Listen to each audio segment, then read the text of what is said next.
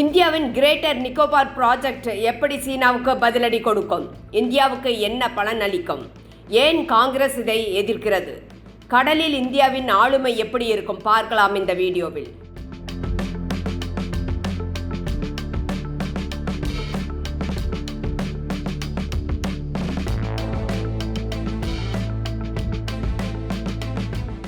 News pulse Tamil இதயங்களுக்கு வணக்கம்.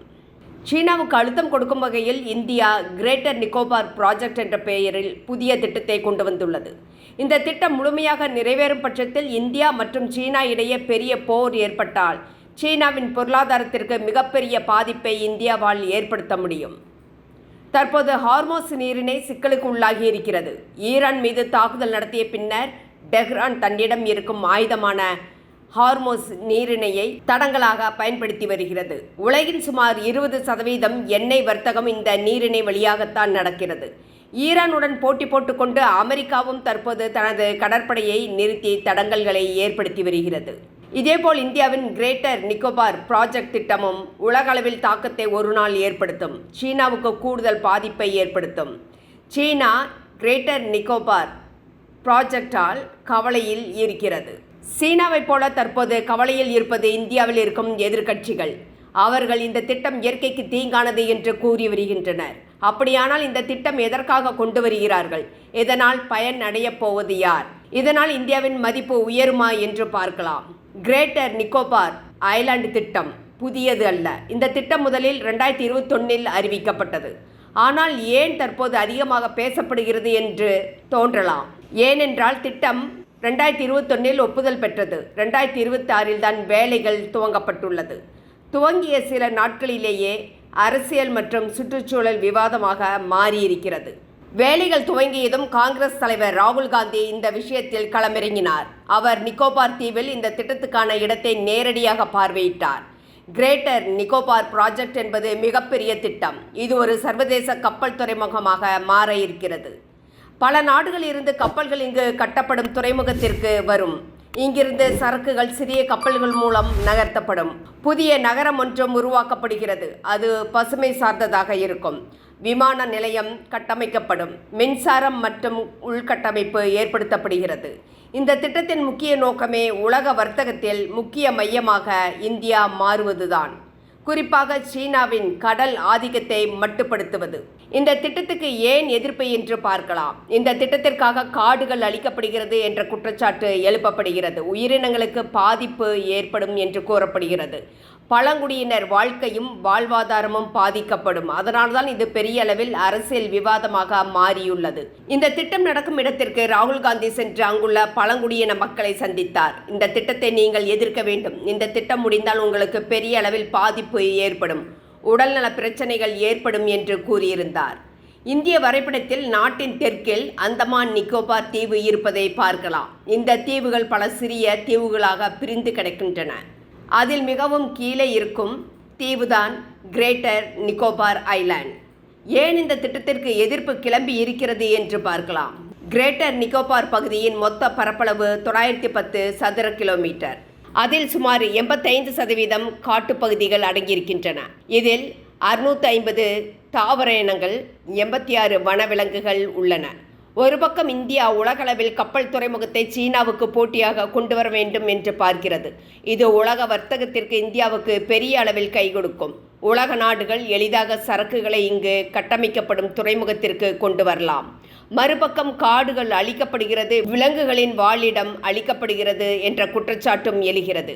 இங்கு 2 முக்கிய பழங்குடியினர் வாழ்கின்றனர், ஷாம்பென், நிக்கோபாரி. இதில் ஷாம்பென் பழங்குடியினர் இன்று வரை வெளியுலக மக்களுடன் அதிக தொடர்பில்லாமல் வாழ்ந்து வருகின்றனர். இதனால் இவர்கள் தனிமைப்படுத்தப்பட்ட பழங்குடியினர் என்றும் அழைக்கப்படுகின்றனர். நிக்கோபாரி பழங்குடியினர் இந்திய அரசு மற்றும் வெளி மக்களுடன் தொடர்பில் இருந்து வருகின்றனர். 1956 இந்த தீவுக்கு வெளிமக்கள் யாரும் செல்லக்கூடாது என்று இந்திய அரசு அறிவித்தது. பழங்குடியினர் மற்றும் இயற்கையை பாதுகாக்கும் நோக்கத்துடன் அவ்வாறு அறிவிக்கப்பட்டு இருந்தது. ராகுல் காந்தி கூறுவது, இங்கே இருக்கும் 85% காடுகள் பாதிக்கப்படும், சுமார் 10 லட்சம் மரங்கள் வெட்டப்படும், இதனால் பழங்குடியினர் வாழ்க்கை பாதிக்கப்படும் என்கிறார். இந்த திட்டத்திற்காக அரசு சுமார் 81,000 கோடி முதலீடு செய்ய திட்டமிட்டுள்ளது. இந்த திட்டத்தின் கீழ் 2 தேசிய பூங்காக்கள், கேஸ் மற்றும் சூரிய மின்சக்தி திட்டம், இராணுவ தளம், இந்திய இராணுவத்தின் பயன்பாட்டுக்கு இந்த தளம் பயன்படுத்தப்படும். 2 முதல் 5 லட்சம் மக்கள் வசிக்கும் புதிய நகரம் கொண்டு வரப்படுகிறது. இந்த திட்டத்தின் நன்மைகள் என்ன என்று பார்த்தால், இந்தியாவுக்கு உலக வர்த்தகத்தில் பெரிய முன்னேற்றம் ஏற்படும். இராணுவ ரீதியாக முக்கிய இடம் அமைகிறது. இது சீனாவுக்கு எதிரான ஸ்ட்ராட்டஜிக் பலத்தை இந்தியாவுக்கு கொடுக்கும். இந்திய பெருங்கடல் என்பது தற்போதைய போரிலும் முக்கிய கவனம் பெறுகிறது. இந்தியாவுக்கு கடலில் பாதுகாப்பும் செல்வாக்கும் அதிகரிக்கிறது. உலகின் முக்கியமான கடல் வர்த்தக பாதையாக ரெட் சி, அதாவது செங்கடல், சூயஸ் கால்வாய், இந்திய பெருங்கடல், மலாக்கா நீரிணை ஆகியவை இருக்கின்றன. இவற்றில் மலாக்கா நீரிணை தான் முக்கியமான பாட்டில் நெக்காக இருக்கிறது. சீனாவுக்கு ஏன் இது முக்கியம் என்றால், சீனாவின் 80% வர்த்தகம் இந்த வழியாக செல்கிறது. குறிப்பாக ஈரான், ரஷ்யாவுடன் மலாக்கா நீரிணை வழியாக சீனா எண்ணெய் மற்றும் சரக்கு ஏற்றுமதிகளை செய்கிறது. தெற்கு சீன கடலில் இருந்து கப்பல்களை சீனா அனுப்பி மலாக்கா வழியாக ஐரோப்பா வரை அனுப்புகிறது. அந்தமான் நிக்கோபார் தீவுகள் இந்திய பெருங்கடல் மற்றும் பசிபிக் பெருங்கடல் இடையே அமைந்துள்ளன. மலாக்கா நீரிணைக்கு அருகில் கிரேட்டர் நிக்கோபார் துறைமுகம் அமைய இருப்பதால் கப்பல்கள் வழித்தடம் மாற்றாமல் நேரடியாக இந்திய துறைமுகத்தை பயன்படுத்த முடியும். தற்போது இந்திய சரக்குகள் பெரும்பாலும் கொழும்பு துறைமுகம் மற்றும் சிங்கப்பூர் துறைமுகம் வழியாக மாற்றப்படுகின்றன. கிரேட்டர் நிக்கோபார் ப்ராஜெக்ட் வந்தால் இந்தியாவே கப்பல் சரக்கு மாற்று மையமாக மாறும். இதனால் நேரம் குறையும், செலவும் குறையும். மலாக்கா நீரிணை எந்த நாட்டின் கட்டுப்பாட்டிலும் இல்லை. இது இந்தோனேஷியா, மலேசியா, சிங்கப்பூர் ஆகிய 3 நாடுகளால் இணைந்து நிர்வகிக்கப்படுகிறது. இந்தியா இந்த 3 நாடுகளுடனும் இணக்கமாக இருக்கிறது. இது ஒரு சர்வதேச கப்பல் வழித்தடமாக அனைத்து நாடுகளின் கப்பல்களும் செல்ல அனுமதிக்கிறது. ஸ்ட்ரெய்ட் ஆஃப் ஹார்மோஸ் வழியாக உலக எண்ணெய் வர்த்தகம் 20% நடக்கிறது. ஆனால் மலாக்கா வழியாக சுமார் 40% வரை உலக எண்ணெய் மற்றும் சரக்கு வர்த்தகம் நடக்கிறது. இராணுவ தளமும் அமைவதால் எதிர்காலத்தில் அருணாச்சல பிரதேசம் பகுதியில் அல்லது எல்லை கட்டுப்பாட்டு பகுதியில் போர் நடந்தால் இந்தியா நேரடியாக போராட வேண்டியது இல்லை. இந்த கடல் பாதையை கட்டுப்படுத்தினாலே போதும், சீனாவுக்கு பொருளாதார ரீதியாக அழுத்தம் கொடுக்க முடியும். இந்த திட்டம் முடியும் பட்சத்தில் இறக்குமதி ஏற்றுமதி செய்ய சிங்கப்பூர், துபாயை நம்பியிருக்க வேண்டியதில்லை. இந்த திட்டம் முடிந்தால் கப்பல் நேரடியாக இந்தியாவுக்கு வரும். இதனால் வருமானம் அதிகரிக்கும், செலவும் மிச்சமாகும். மேலும் சீன கடற்படை நடவடிக்கைகளை கண்காணிக்க, தடுக்க மற்றும் இந்தியாவால் விரைவாக இராணுவ பதில் அளிக்க முடியும். இது இந்தோ பசிபிக் பகுதியில் இந்தியாவின் பாதுகாப்பை வலுப்படுத்துகிறது. Great Nicobar project Malacca strait அருகில் இருப்பதால் ஆசியா, ஐரோப்பா கடல் வர்த்தக பாதையில் முக்கிய இடமாக மாறுகிறது.